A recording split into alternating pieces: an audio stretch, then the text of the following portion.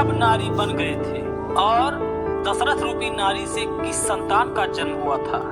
दोस्तों, दक्षिण भारत की रामायण दशरथ कथा नाम और मंडावी रामायण से मुझे यह कथा प्राप्त हुई है, जो मैं आज आपके सामने प्रस्तुत करने वाला हूँ। का समय था, उस समय राजा महाराजा आखेट करने के लिए वन में जाया करते थे और ऐसे ही महाराज दशरथ आखेट करने जंगल को गए। उस समय हर क्षत्रिय अपना एक नियम मानता था कि जब तक कोई शिकार न मिले तब तक वह राजा वापस अपने राज्य में नहीं आता था। ठीक वैसा ही उस दिन महाराज दशरथ को भी कोई शिकार नहीं मिला और वह शिकार की खोज में बहुत दूर निकल गए। कई दिन बीत गए लेकिन उन्हें शिकार नहीं मिला।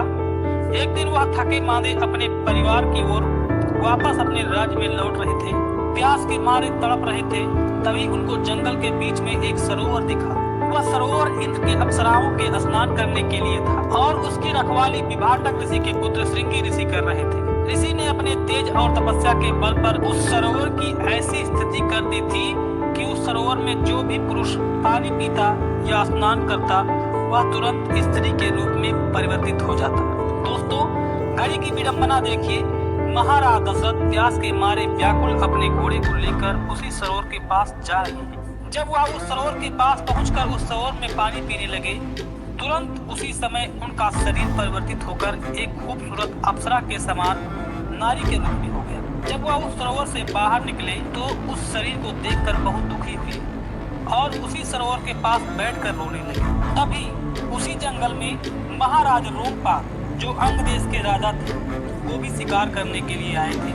जब उनकी नजर एक सुंदर अप्सरा समान राजा दशरथ रूपी नारी पर पड़ी तो वह वहीं रुक गए। महाराज दशरथ ने निर्णय किया कि अब मैं अयोध्या नहीं जाऊंगा। अगर मैं अयोध्या गया तो वहाँ मैं क्या कहूँगा, लोग मुझे कैसे पहचानेंगे कि मैं महाराज दशरथ हूँ। मैं उसे क्या बताऊंगा।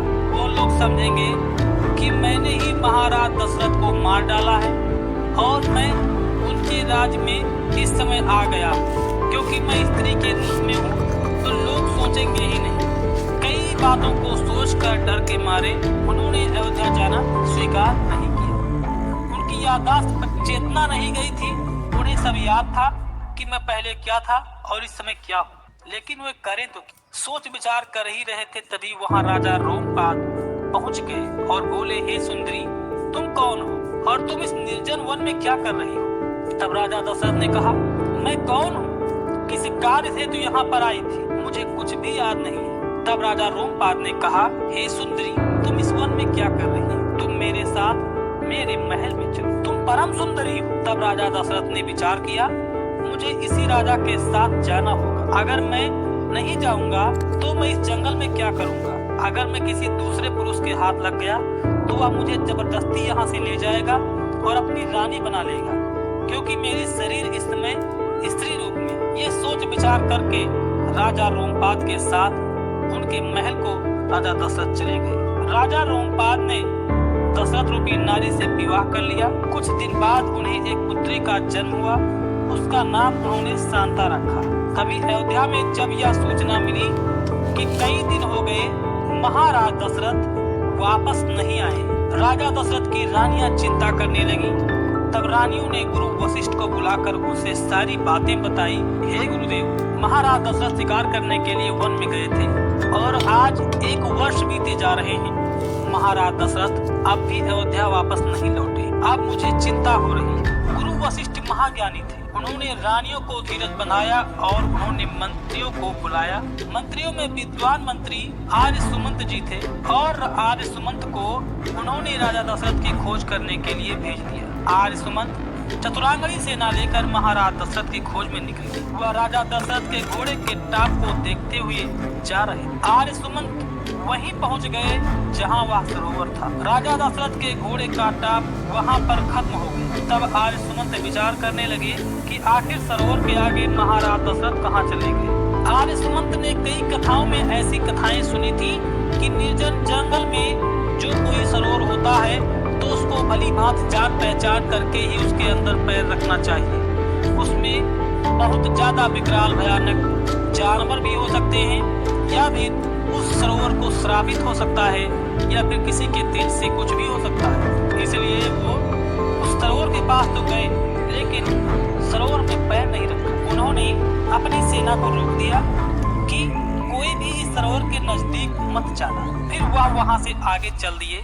तब उन्हें एक आश्रम दिखाई देने लगा। उस आश्रम में ऋषि श्रृंगी तपस्या करते थे। आर्य सुमंत उस आश्रम में आ गए। आश्रम उस सरोवर से कुछ ही दूरी पर था। सुमंत ने ऋषि को प्रणाम किया और कहा, हे ब्रह्म ऋषि, कुछ दिन पहले हमारे महाराज दशरथ इस वन में आए थे। मैं उनके घोड़े के पैर के निशान को देखते हुए यहाँ तक आ गया। उस सरोवर के बाद उनके घोड़े का पैर का निशान दिखाई नहीं दे रहा है। कृपा कर मुझे इस रहस्य के बारे में अवगत कराएं कि महाराज अब कहाँ हैं। तब श्रृंगी ऋषि ने अपने तपोबल से देखा और बताया, जिस सरोवर के पास आप रुके थे वह सरोवर मेरे तपोबल से, उस सरोवर में जो भी व्यक्ति पुरुष हो, अगर वह उस सरोवर में स्नान कर लेगा या जल पी लेगा तो मेरे तेज से वह तुरंत स्त्री के रूप में परिवर्तित हो जाएगा। इसलिए हे महामंत्री, आपके महाराज दशरथ उस सरोवर में जाकर जलपान कर रहे थे, इसलिए वह नारी के रूप में परिवर्तित हो गए। आर्य सुमंत ने कहा, कृपा कर यह बताएं कि अगर वो नारी रूप में हो गए हैं तो इस समय वो कहाँ हैं? अपने तपोबल से महर्षि श्रृंगी ने दिखाया कि देखिए, अंग देश के राजा रोमपाद के यहाँ पर वह उनकी रानी बनकर रह रहे हैं और उन्होंने एक कन्या को जन्म दिया है। फिर आर्य सुमंत ने ऋषि श्रृंगी से आज्ञा लेकर आगे के लिए प्रस्थान किया और जाकर अंग देश पहुँच गए। अंग देश पहुँचकर वो राजा रोमपाद से मिले और उन्होंने अपने अयोध्या के बारे में सारी सूचना उनको बता दी कि हे महाराज, मेरे यहाँ के राजा एक जंगल में शिकार करने गए थे, वहाँ से वो आज तक लौटे नहीं। इसलिए मैं श्रृंगी ऋषि के कहने से आपके यहाँ आया हूँ, क्योंकि वही राजा आपके यहाँ स्त्री के रूप में परिवर्तित होकर आपको मिले हैं और आपके यही रहते हैं। राजा रोमपाद ने जब ऐसी बात सुनी और उन्होंने तुरंत राजा दशरथ रूपी नारी को बुलाया और कहा कि पहचानिए कौन। राजा दशरथ आर्य सुमंत को पहचान गए और बोले, हे मंत्री प्रवर, आप यहाँ किस कार्य हेतु आए? मंत्री ने कहा, हे महाराज, आपके वहाँ पर ना होने से आपके प्रजा की संतुलन बिगड़ रही है। आपका राज्य नाश होता जा रहा है। दूसरे लुटेरे राजा आपके उस राज्य पर आक्रमण कर रहे हैं। अयोध्या बहुत मुसीबत में पड़ गई है महाराज। इसलिए बिना राजा के होते हुए अब हम लोग उस राज्य को कैसे निभा पाए? महाराज दशरथ ने कहा, हे सुमंत, मैं तो अपने राज्य को वापस ही लौट रहा था। रास्ते में एक सरोवर मिला, मैं उसमें जलपान करने के लिए गया था, लेकिन मुझे क्या पता था कि ऋषि के तेज से मैं नारी हो जाऊंगा। मैं जैसे ही जलपान करने के लिए नीचे उतरा, मैं नारी रूप में परिवर्तित हो गया। अब आप ही बताएं, मैं इस रूप को लेकर किस तरह से अयोध्या को जाता? जब मैं शिकार करने के लिए आया था आपसे मिलकर, तब मैं पुरुष के रूप में था, आज मैं नारी के रूप में हूँ। मेरी बातों पर कौन भरोसा करता? इसलिए मैंने मजबूरी के वश में होकर राजा रोमपाद के यहाँ आना उचित समझा। हे मंत्री प्रवर, आप राजा रोमपाद से मेरे विदाई की आज्ञा ले लें तो मैं यहाँ से चलूंगा।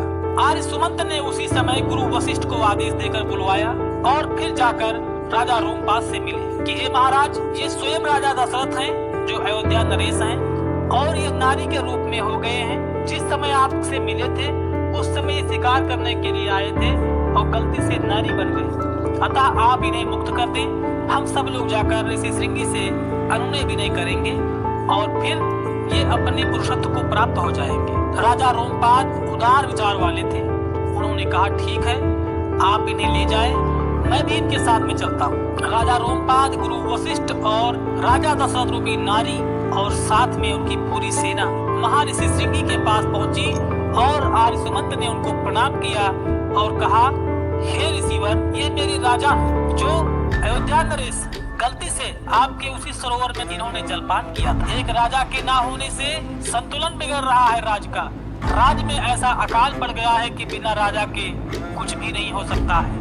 अतः हे मुनिवर, कृपा कर इनका पुरुषत्व इनको वापस लौटा दें। तब ऋषि श्रृंगी ने कहा, हे महाराज, अगर मैं आपका पुरुषत्व नहीं लौटाऊंगा तो सबसे बड़ा पापी मैं ही माना जाऊंगा। जिस देश में प्रजा बहुत दुखी हो, वहाँ का संतुलन बिगड़ रहा हो, उस देश का राजा किसी मुसीबत में हो और ऐसे में अगर मैं उसकी मदद नहीं कर पाऊंगा तो मुझे पूरा पाप लग जाएगा। इसलिए हे राजन, मैं तुम्हें तुम्हारा पुरुषत्व वापस लौटाता हूँ। और उन्होंने अपने मंत्रों से आमंत्रित करके जल के छींटे मारे उसी समय तुरंत राजा दशरथ अपने पुरुष रूप में आ गए। राजा दशरथ ने ऋषि श्रृंगी से प्रणाम किया और सारे मंत्री प्रवर वापस लौटने लगे।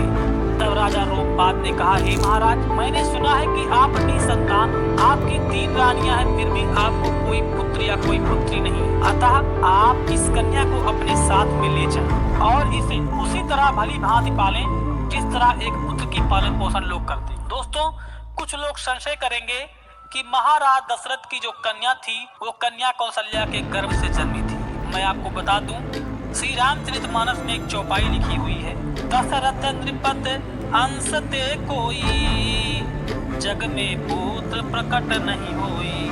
अर्थात दशरथ के अंश से इस संसार में कोई भी संतान पैदा नहीं हो सकती है। जब लंकेश रावण ब्रह्मा जी से वरदान मांग रहा था तो उसने यह भी वरदान मांगा था कि हे महाराज, राजा दशरथ के अंश से कोई भी पुत्र पैदा न हो, इसलिए ब्रह्मदेव मुझे ऐसा भी वरदान जरूर दे।